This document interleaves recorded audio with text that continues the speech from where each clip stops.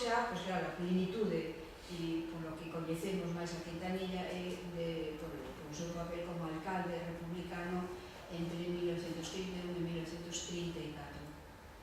Entón, as eleccións do ano 31 dan a Ferrol unha aplastante maioría de concelleiros republicanos, inmediatamente o elixen aí como alcalde e comeza unha actividade realmente impresionante porque, non sei, como atendía a medicina, porque realmente polas actas que se conservan desta época e que está, aparte de estar presente en todas as sesións do Concello, e que a actividade realmente foi frenética, foron moi poucos anos, pero anos fundamentais para Ferrol.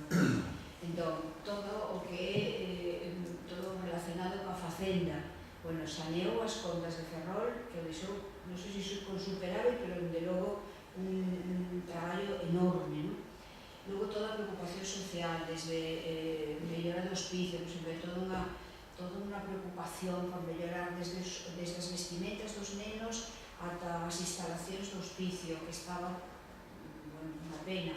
Hai partidas específicas e se nota perfectamente a preocupación do alcalde por este tipo de cuestións, non? O laicismo e a secularización son os temas que comentaba probados, que son os típicos e os propios desta xente, non? Entón, o laicismo, bueno, pois consta de moitísimas críticas